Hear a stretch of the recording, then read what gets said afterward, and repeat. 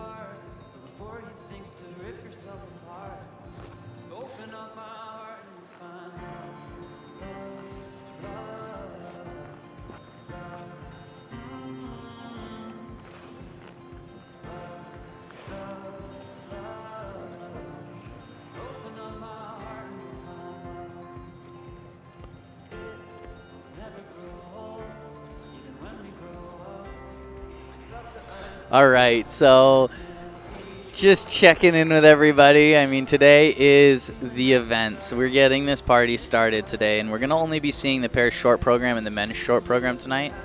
All of that will be streamed live on Peacock starting around, actually not around, at 6:58 p.m. Eastern Standard Time will be the pair short program, which is what we're watching now. We're not watching the short program, we're watching the practice prior to that. Now, these skaters are going to get themselves set up for success for later, get all the nerves kind of moving and grooving, get them out of the body and getting their patterns set.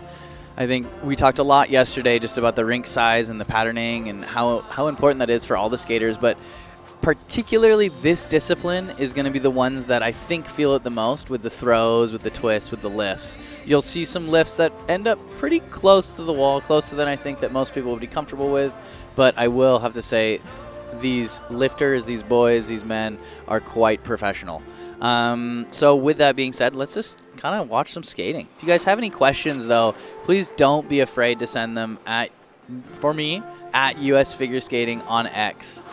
Just straight up go at US Figure Skating, tweet your question, and I'm just like scrolling through it, reading them, checking them out, and I'll do my best to answer them throughout the stream today.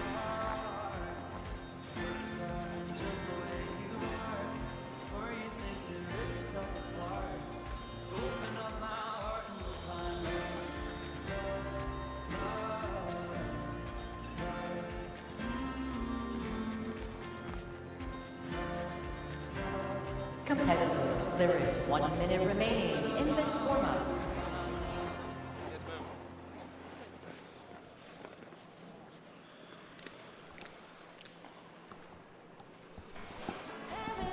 Just a little sidebar. I think someone in the arena smells like they're eating McDonald's. It smells delicious. I mean, just a little sidebar. And I'm super curious to say today if we're going to see as many bugs on the ice as we did yesterday. There was quite a few frozen ones that fell to the ice, and there was a bird. There was a bird flying around. Collectively, we can give it a name. I'm leaning towards Kevin, but if you guys have any other ideas, don't be afraid to send it my way. Hopefully, Kevin doesn't make any appearances, or the bird doesn't make any appearances, especially in the competition later tonight.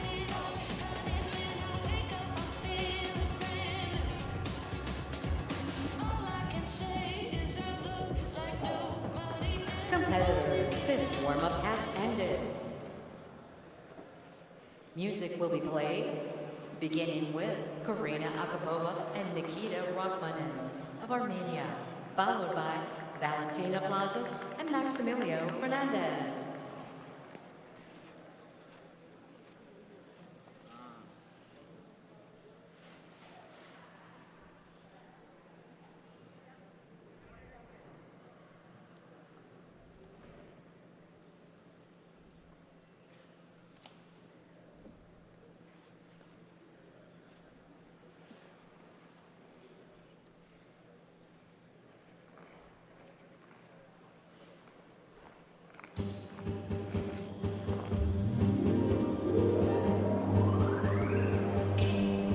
Skating first, the Armenians, Karina and Nikita.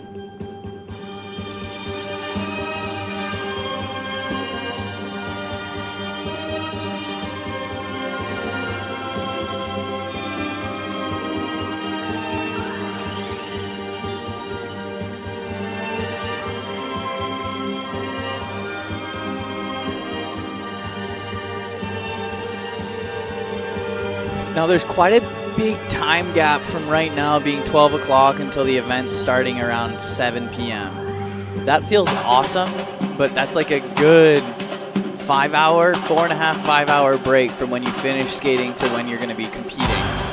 Honestly, for me, I would have loved that amount of time because that's like the perfect amount to go back, have a good lunch, take an amazing nap, a good hour and a half long nap, wake up and just reset and restart your day. It's a huge thing that we did as skaters, both Caitlin and myself, is kind of splitting our days up into like a 2-day day and just kind of really giving ourselves the possibility to have some breathing room and reset at any point so it didn't feel too overwhelming because a day like this can feel very, very long.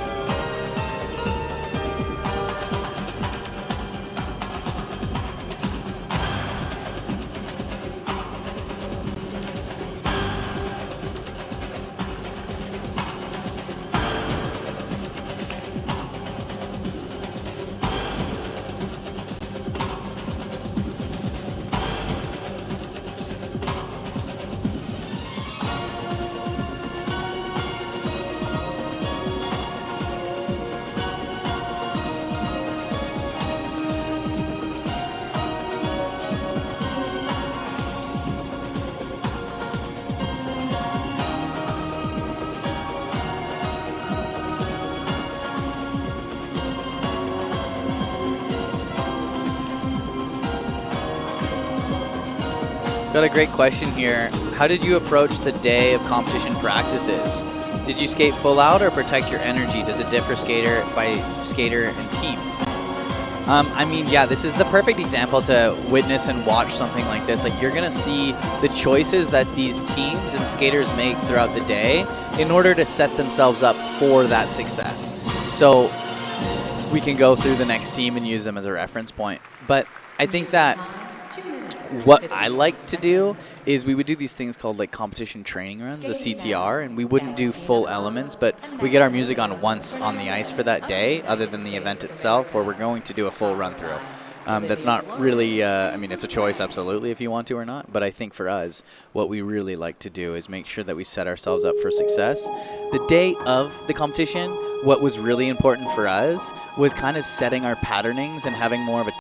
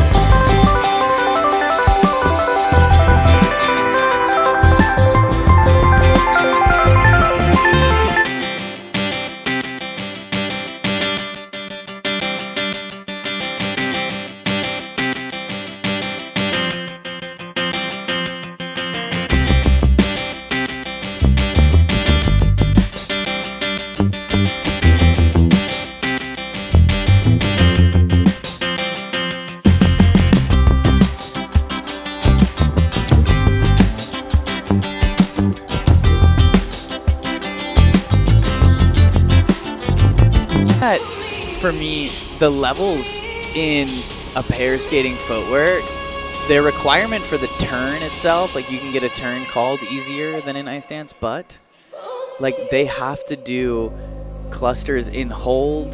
They have to do a certain amount of different turns in multi-directional ways, and then for another one of their features, they need to do half of the footwork consecutively in hold as well. So half of it side by side, and the other half is together as it looks over the ice. It's not very clear, but you know when it's not clear, which also sounds very unclear the way I say that, but it's a challenging one.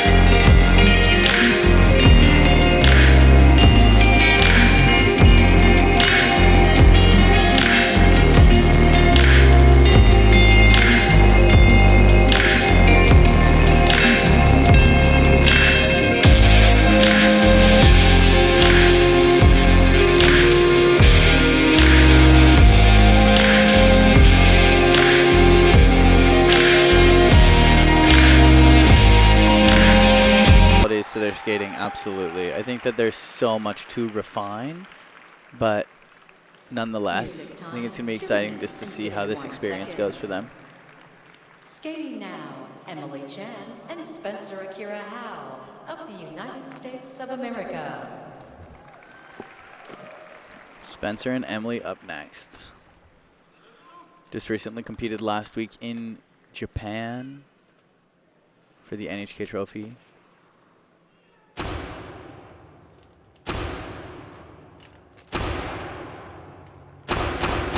Spencer is a man who I believe has mastered the smolder.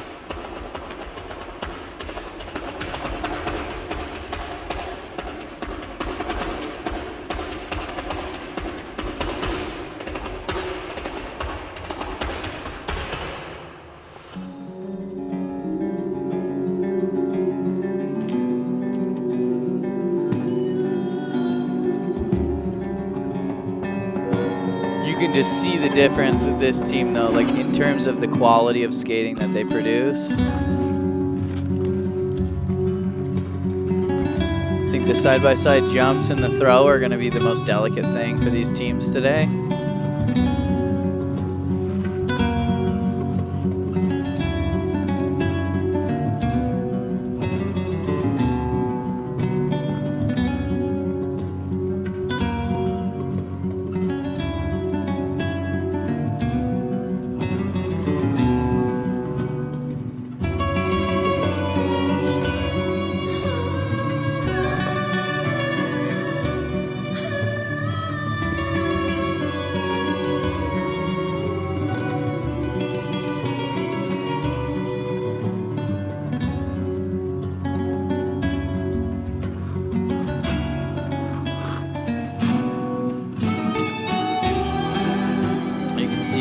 Spencer skating out a lot of their transitions for this program right now. Not executing a lot of the elements, but looks like they're starting their footwork sequence here. Quite good use of partnering to an extent, a little rough. Spencer is a big, strong man, so I think he can place Emily. If it feels like it's not in the right spot, there can be more work done for that.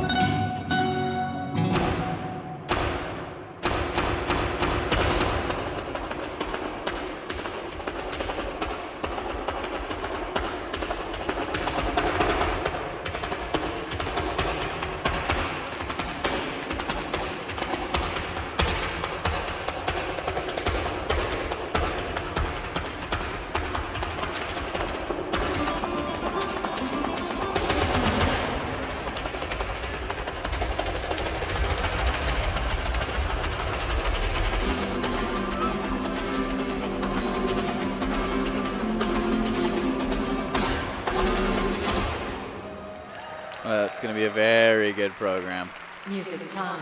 Very excited to see how this develops and then also how they perform that later tonight.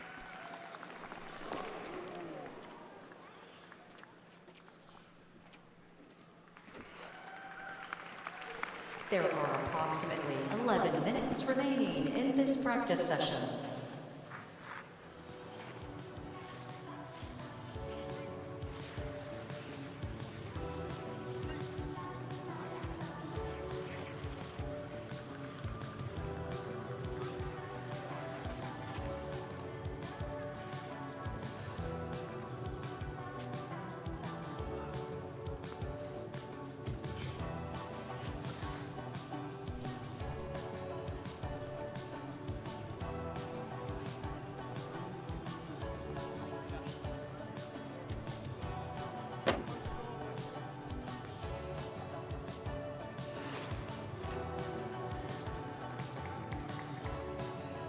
If you have any questions, send them to me at US Figure Skating on X. Just send them my way. I'm going to do my best to answer them. You guys have already sent a couple good ones. I mean, tell me who you're excited for. For real. I think there's some amazing skating, and the next group's going to be even more exciting with the Georgians and the Japanese. A lot of these teams, like I said, fighting for those Grand Prix final spots.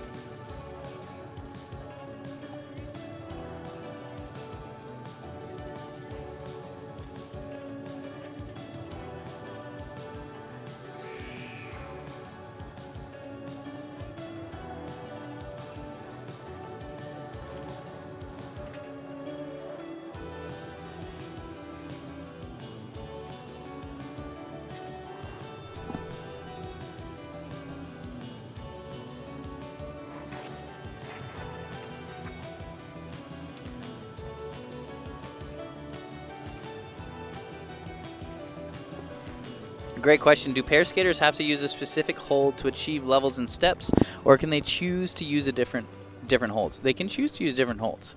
There isn't a requirement to have a specific amount of holds. They just need to stay connected. So, yeah. I hope that answers your question.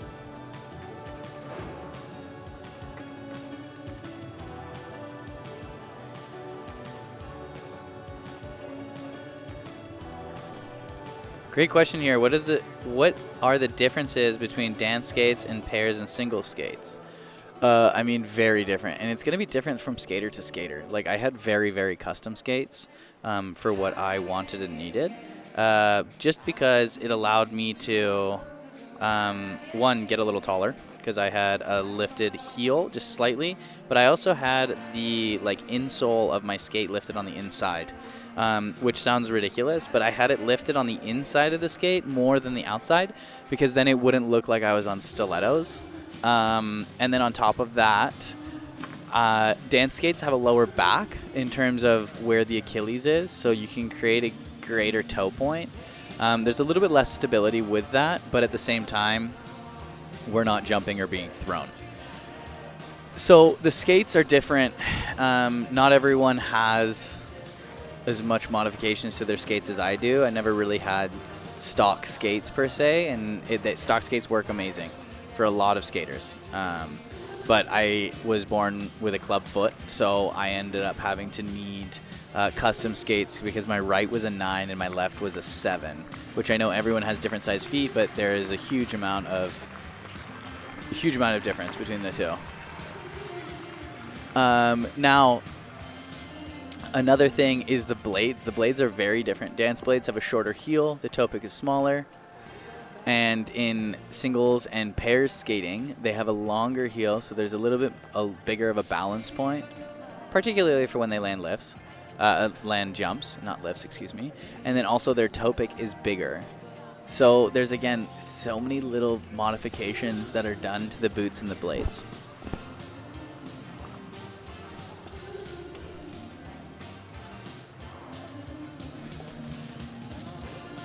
If you guys have any ideas, too, like what your guys' thoughts are on the bird, we're going to name that bird.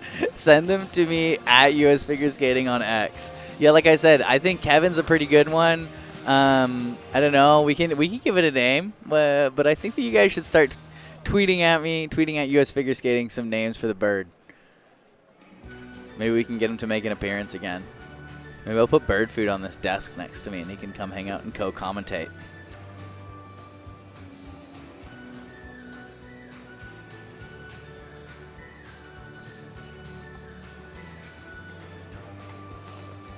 JL, who were some of your favorite pair teams? I always loved Sui and Han. For me, what I love so much is because they are a smaller in stature team, you have this preconceived idea that a pair team, they have to be big. Plain and simple, that's like what most people see. Like the stereotype is more a big guy, small girl. Sui and Han, he is built the same as I am. We're not big humans physically, maybe energetically we have a big presence, but what I loved is their precision and execution. Their timing was just amazing, and it had to be. When you're closer in height, you have to have more precision. There's less like handling happening and more just control and clarity.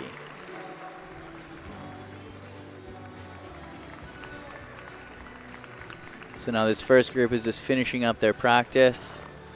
Quite a few of them are actually finishing a couple minutes early. A 30-minute practice, and we've already gotten one team off, one of 3. Max and Val are bowing currently, so they're about to get off. They want that break. But honestly, like, I was a huge fan of either getting my work done and then getting off, or letting everyone else get off and then just skating around solo, and Caitlin and I could just share that moment of having private ice in front of all of the audience members that are here for the practices. Loved them. Quanette, we can put Kazuki down, but I know he's a favorite of yours.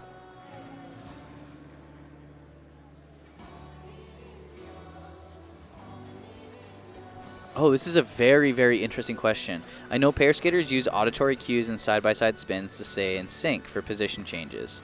Do ice dancers use audio cues too for the dance spin, or are the position changes timed to the music? Wow, excellent question. Yeah, you can pretty much more times than not always hear the pair skaters when they do side-by-side spins. They go, change, and you just hear it, change. And it's quite loud. But I understand. Like, that's got to be so tough. Ice dancers, well, I can't speak for all ice dancers, but Caitlin and I particularly, she was very, very, very reliant on me for the dance spin. Now, for Twizzles, side by side, we had a count that we both individually took care of, and we had a musical cue of when we started and when we finished, which was kind of like our start of the finish line, end of the finish line for each one of the Twizzle sets, for like forward inside, forward outside, back outside. But what we would do is, like, we would have this awareness going into it that, like, those sometimes change, and we would be really meticulous on kind of trying to share the same energy, which sounds weird, but it's like when you just are having a conversation with somebody and you're like, oh my gosh, you're thinking the same thing as I am. That's what we would need to kind of get into. It's like rehearsing and getting yourself in the headspace to be like, when you both say something at the same time, it's like, Jinx, you owe me a soda kind of vibe.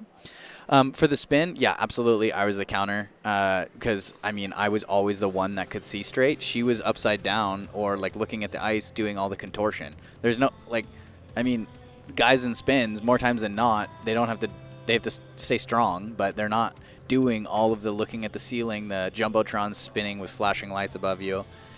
And then you have to figure out all these things. The hardest thing about spinning is that we would always steer clear of trying to put the spin in the middle of the ice. I always wanted it either on the top side, farther away from the judges, or closer to the judges, and preferably not directly in the center.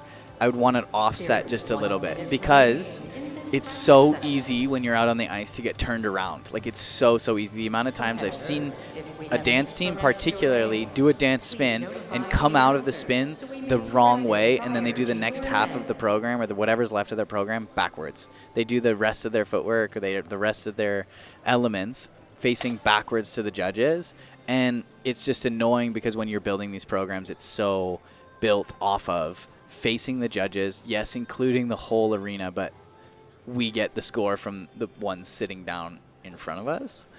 But the louder the audience gets, I will say, can make an influence. So if you guys hear music that you can clap along to or you like something, do not be afraid to go crazy. I'm straight up serious. It's going to be fine. The person next to you might think it's a little weird, but I can guarantee you probably won't see them again. You might at the next event, maybe US Champs, but there's a couple weeks, months before that, so they'll forget. I really, really would challenge you all to, like, don't be afraid to cheer. I know it's embarrassing at times to, like, share your opinion if you like something and maybe others don't. It does not matter. Please share it. In counting for the spin, we would have 3 revs in each position, so I would only count 1, 3 out. So then we would always go like 3.5 revs or more. It wasn't until I said out would Caitlin move, essentially. But I would never say 2 because it would be a waste of air. Like, there's no point in me saying 2. I would say 1, breathe, and then 3, out. With that being said, we are going to take on this next group here, second group of pairs. This is where we start really cranking up the heat. I would love them to crank up the heat in this arena, but they're not going to right now, so we can expect the skaters to hopefully do that for us. In this group, we have the Canadians, the Germans, the Georgians, and the Japanese in that order. I mean, you're going to see just such a level of maturity, such a level of technical precision from these teams out here. The Georgian team, just absolutely massive throws. The Japanese have such a connection to one another when they skate and such an authenticity, what feels very real. I don't know, like they pull you in. Iceman, Ryuichi, and Riku, excuse moi. If you guys have any questions, please send them my way.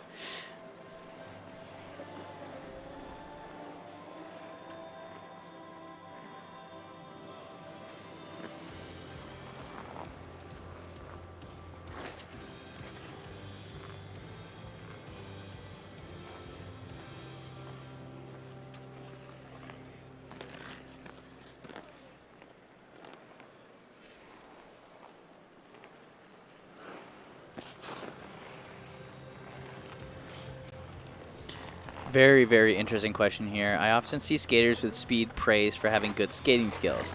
But is it speed always an indication of good skating skills if it's achieved by adding more crossovers and reducing complexity? Should that affect their second mark also? That's a very loaded question. because there's a difference of opinions of what that means, right? And it depends on what discipline as well. Like, it really depends on what discipline. And it depends on what music you're skating to, and it depends on the costuming, which I know sounds crazy, but it's all like the moment that you put together.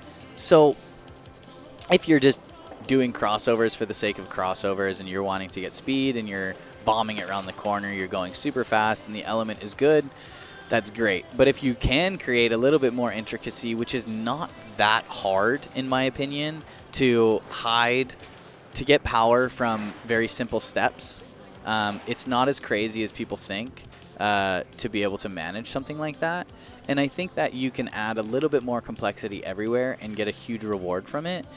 But what I mean about like the costumings and the music, like, I mean, if you are a team that's filling that speed and the timing of the crossovers are beautiful and like the execution of the crossovers are amazing. And then on top of that, if you're going into like a giant throw, like, and then that lands, and for instance, that throw there, if they were hauling into it and that throw was that size and it was so powerfully and solidly landed, and then on top of that, like, there was a huge musical cue, then you might forget that they did 4 crossovers before it because you're like, oh my gosh, that made me feel something because of the clarity and the execution. So it comes down to so much of what the skater and what the audience kind of think and how the skater delivers that.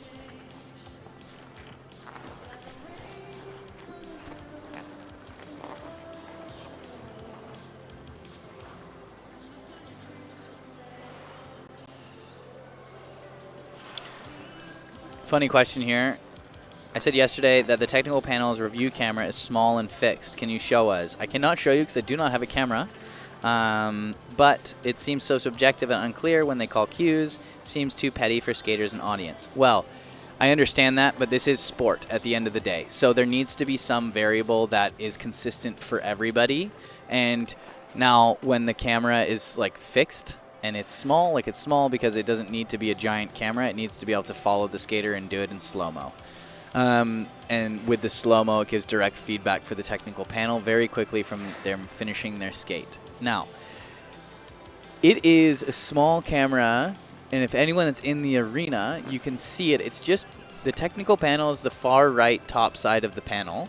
The judges are all on the floor closest to the ice, and that's where the referee is as well. And then the left side is usually where the announcers are, where the music people are, and then the right side of that panel is the technical panel, your controller, your specialist, and whatnot. Now, the camera is just right and just below them. That camera is a fixed point because it just allows for the same variable, the same continuity for all of the skaters. So I think that it's honestly not so subjective. You just don't really want things reviewed because more times than not, if something reviewed, it'll maybe stay the same level. It'll get downgraded, but rarely does it go up in level.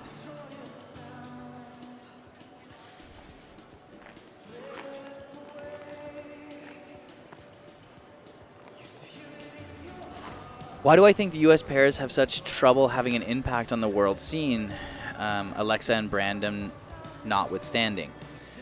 I mean, I think that it's because it's hard. Like, this sport, this discipline is extremely hard. And at the end of the day, like, if it was something that was easy, more people would do it. And I think that what's challenging, particularly in the States, is that it's not government funded. So these athletes get funding, absolutely, from U.S. Figure Skating, from Team USA, but it doesn't cover everything, even at the top level. You're having to find ways to work or get sponsors or things like that, which is also very hard to come by. So finding ways to where you can fully commit your time and your energy to your craft and be able to afford it is so challenging. So I think that that's like a huge obstacle before we even talk like the technique or anything. So for real, I think that a lot of these other skaters that may be pushing a higher caliber, they are able to put more into their training and their career because I think that there's a different level of financial support that their country is able to give. U.S. Figure Skating does so many amazing things for their athletes, don't get me wrong, but I think they do the best they possibly can. It's just hard.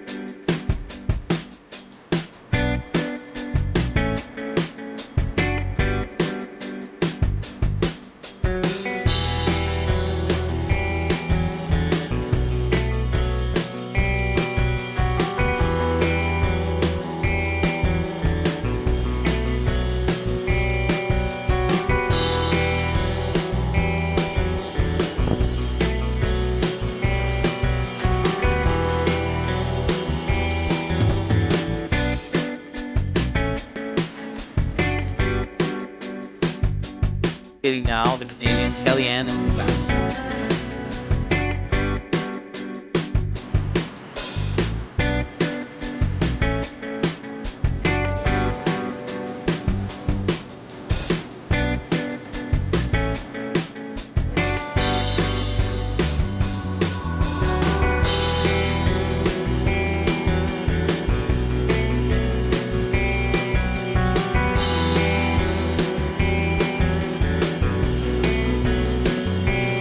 Love the exit of that lift. That's so cool.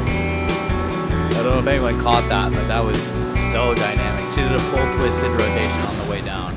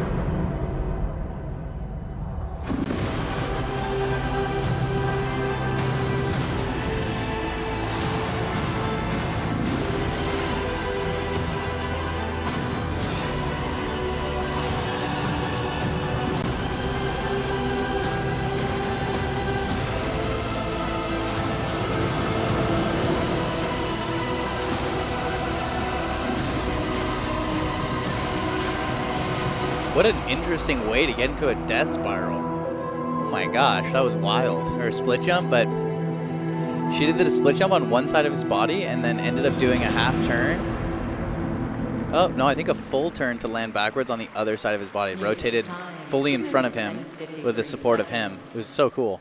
Well, I've never seen that before. Skating now, Annika, Hocke and Robert Kunkel of Germany, followed by Anastasiia, Metelkina, and Luka. Annika and Robert. Robert's wearing a whoop on his right bicep. You guys can see that. It's the gray band there. Very cool. Big fan of whoop. I wear one as well. This team has some awesome tricks.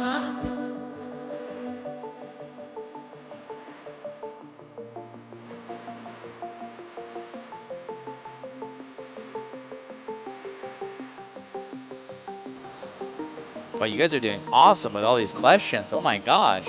Keep me really occupied. I love it. I think this team has some awesome qualities. I would just love to see them kind of hammer out a little bit more speed. I feel like before their twist and before the throw that I saw them warm up, they kind of put on the brakes a little bit compared to your other two top teams at this event.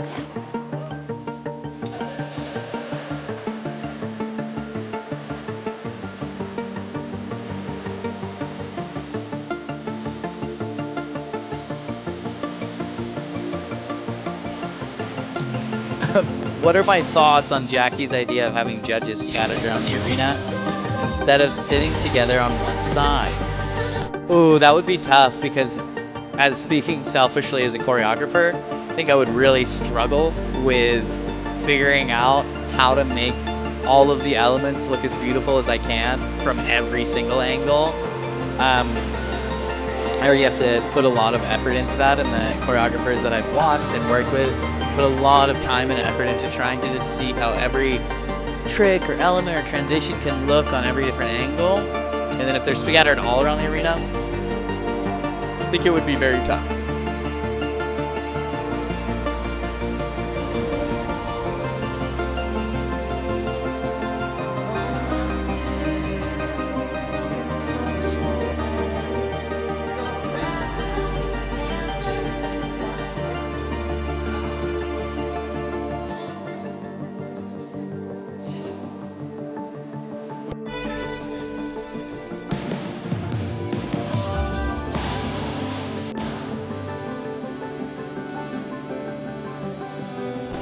I watched this yesterday in their footwork. They do such a cool trick here in a second, I believe.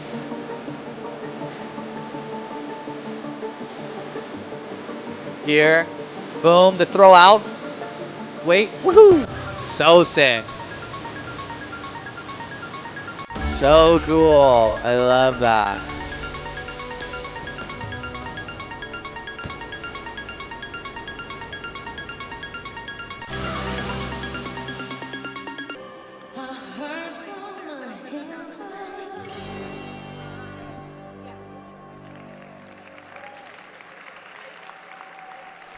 Music time, 2 minutes and 51 seconds.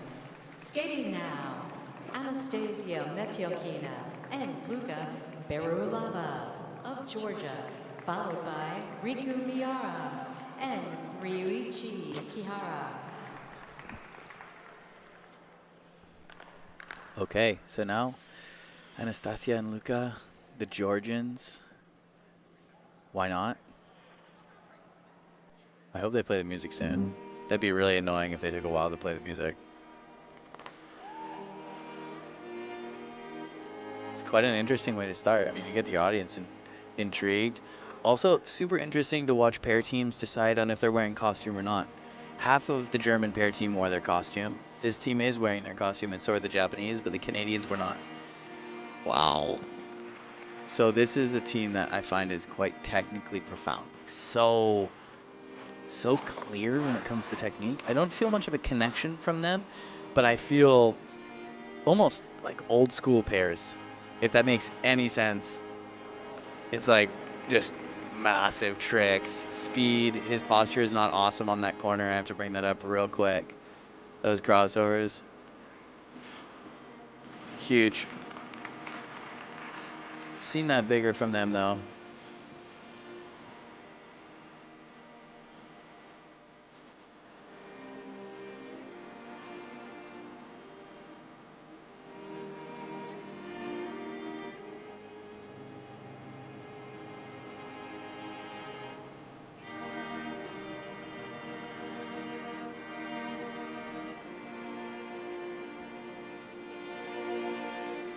Team opted for the first 3 elements, and now they're taking a nice little breather because, well, they don't want to be too tired for later. Do pairs and ice dance teams do specific things on or off the ice to work connection with each other? I think ice dancers do more than pair skaters because so much with pairs, I mean, the elements are just so different. Like, they need that connection, absolutely. But it's something that takes a long time to be able to rehearse and learn and practice and feel comfortable with. But it's like, in ice dance, yeah, we would do specific things. Kayla and I would always warm up every day, like doing this facing cross rolls. But we would always like make sure that we kept looking at each other, and it would be uncomfortable, and it would be sometimes great, and sometimes when we weren't in a good mood, or sometimes when we were mad at each other. You just had to do it because it allowed you to like really kind of see the other person and open up that connection, which allowed for way more growth throughout this training day.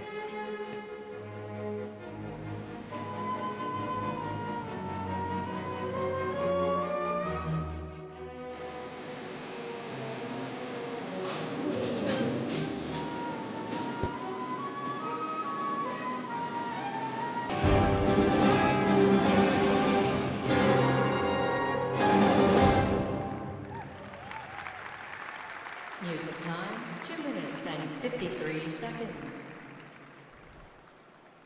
Skating now, Riku Miura and Ryuichi Kihara. Well, that's going to be very exciting later today. I think that program is going to be A tough one for these guys to be competing against. But they create such a level of intensity. Their commitment to their movements is more powerful than I'm used to seeing throughout their careers. They are hungry for this. That was huge. If they were stuck in a 12-foot pool, he definitely could throw her to get out. That's for sure.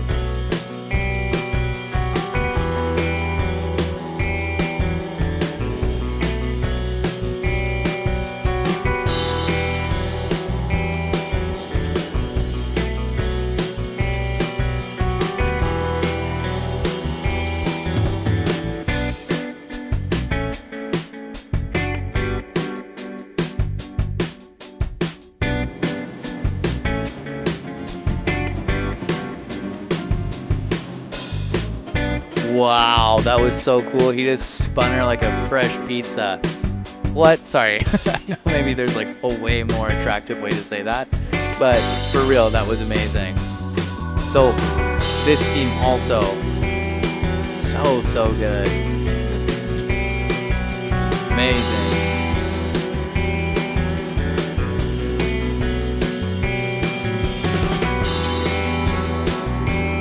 It's going to come down to who can deliver the cleanest skate later today.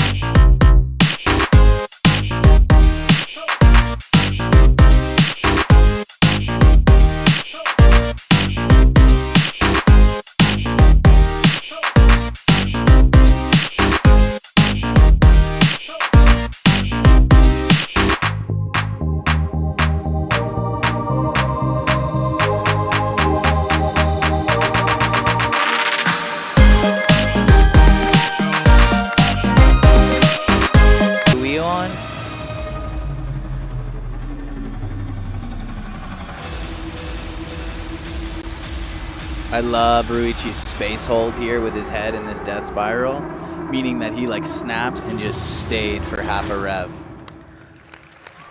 Very cool. This is going to be very cool to see later today. Oh my gosh, this pairs event here is unreal.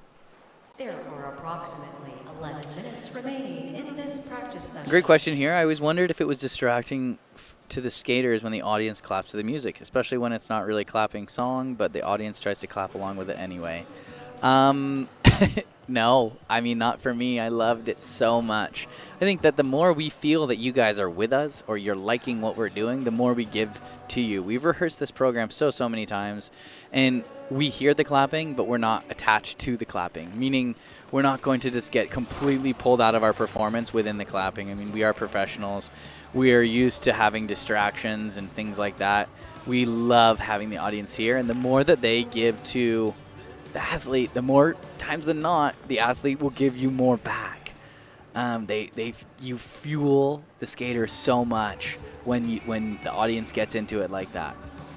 Some of my favorite moments were the times that we would skate to a classical piece of music, and I could feel that we really had the audience attached and into our performance, because usually around after the second element, the audience would clap loud and fast and then stop clapping so together very quickly because they didn't want to ruin the moment, and then we would just be silent. It would be silent in our arena other than the music and other than like the growl of our blades, and then until the next element's done and it claps, and you just each element you start boosting and amplifying the clap, and it gets louder and louder and louder, and that's when you know you have your audience, like when they're either really into it with the clapping consistently, or if the urgency to stop clapping after an element is so great because you don't want to ruin a moment. And I think that is so cool about what we do.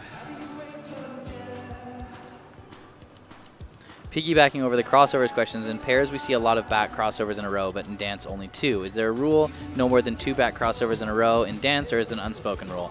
It's not, it's like, I mean, yeah, an unspoken rule. There is no rule that you can't do 2 crossovers in dance.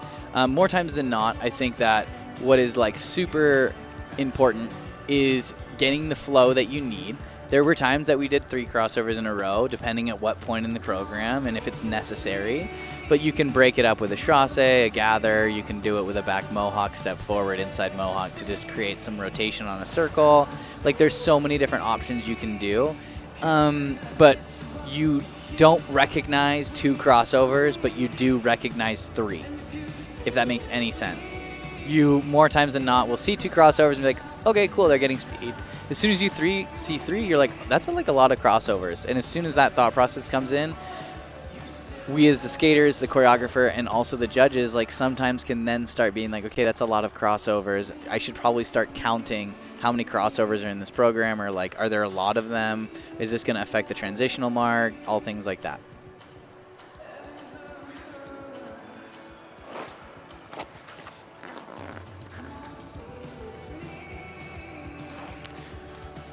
Any idea why, to me, any idea why the Shibatanis decided to become eligible again? Probably because they loved it, and I don't know, but they love skating, and they love performing, and that's pretty much it. They might have their own ulterior motives, but we don't have that information, so they love it, and that's what we're going to go with.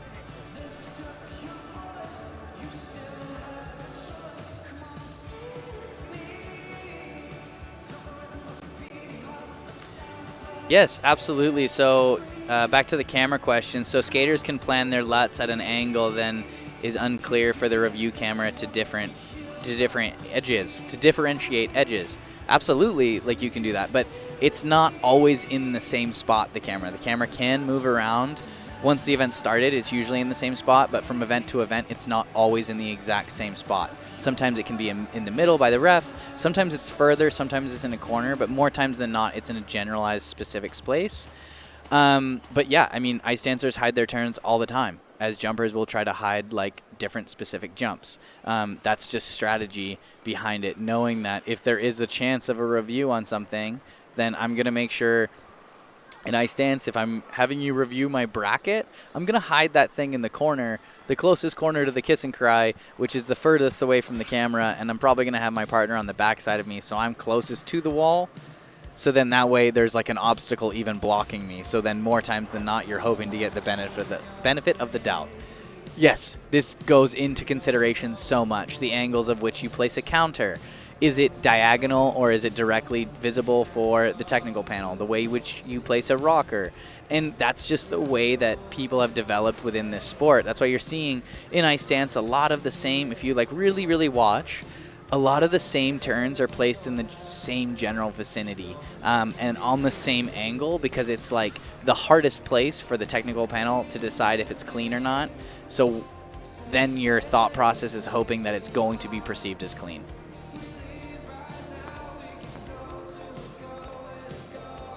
Oh my gosh, that's such a crazy question. How many lifts do you think pair skaters do over their entire career?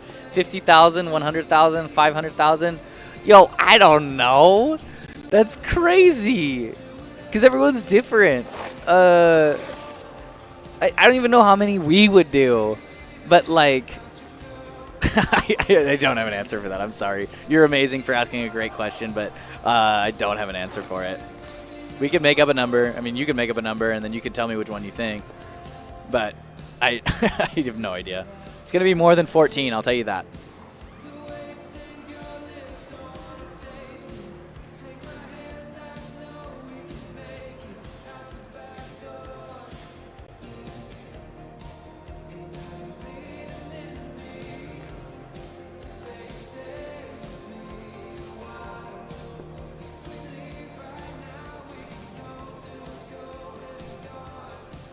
This whole practice, I've had a ladybug sitting on my cup, and it's been doing laps around the lid of it. And I think it's on its like lap 18 right now.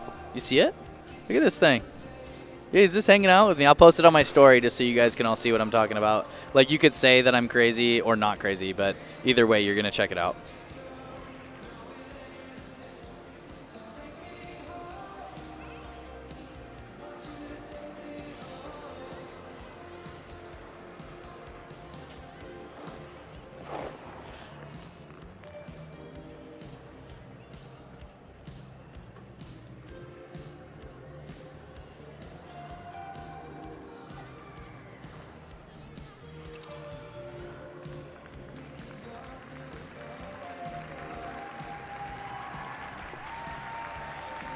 Japanese finishing up their practice now. If you have any questions, just finishing up this last bit of pairs, please send them my way. We will be covering the next practice, which will be the men's short program practice. Jackie Wang will be with me. And then following that, Jackie will stay with me, luckily, because then we'll have the women's right afterwards. And then you're going to be stuck with me for the dance. So just stay tuned. We're going to watch some great skating, everybody. Thank you so much. And keep those questions flowing.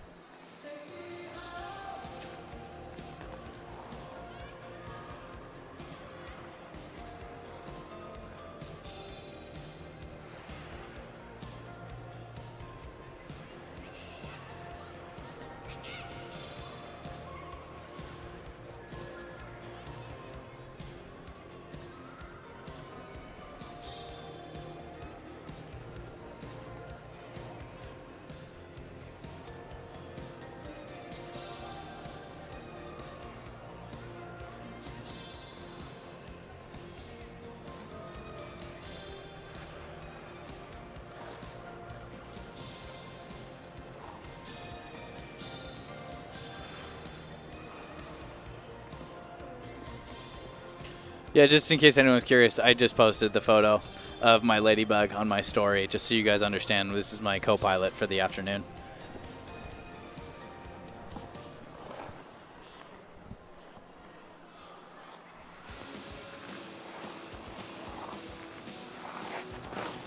There is 1 minute remaining in this practice session.